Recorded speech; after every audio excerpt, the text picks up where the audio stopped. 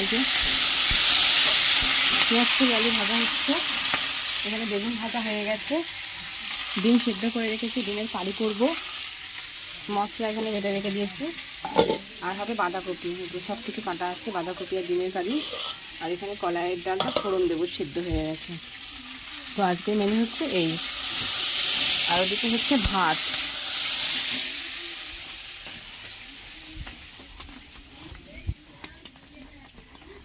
এই যে এখানে আমাদের তো ঘুটের চালে হয়, এখানে ভাত হচ্ছে, ভাতটা আমার যা বসিয়েছে, আর রান্নাবান্নাগুলো সব আমি করছি। আজ আকাশটা প্রচণ্ড মেঘলা মেঘলা, একটু রোদ নেই, কে জানে বৃষ্টি হবে কিনা,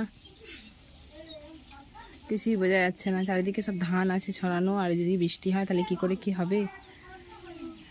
এই যে আমার মিঠাই খেলা করছে, চলো রান্নাটা করে নিই। ঠিক আছে, এই তো রান্না হয়ে গেছে। এই যেখানে ভাত একবার বেড়ে নিয়ে আসা হয়ে গেছে, এখানে আলু ভাতে আছে, আমাদের ঘি দিয়ে ভাত খাওয়া হবে।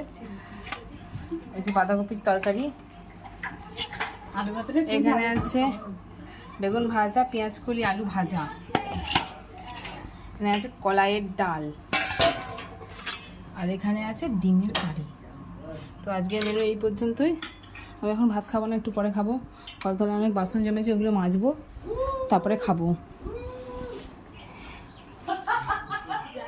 আজকের ব্লগ এই পর্যন্তই। যারা ইউটিউব থেকে দেখছে তারা ইউটিউব চ্যানেলটাকে সাবস্ক্রাইব করে দেবে, যারা ফেসবুক থেকে দেখছো তারা ফেসবুক পেজটাকে ফলো করে দেবে, আইডিটাকে।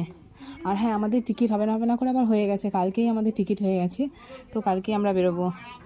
তো সবাই প্লিজ এইভাবে আমার পাশে থেকো, এইভাবে ভালোবাসা দিও। আজকের ব্লগ এই পর্যন্তই, টাটা।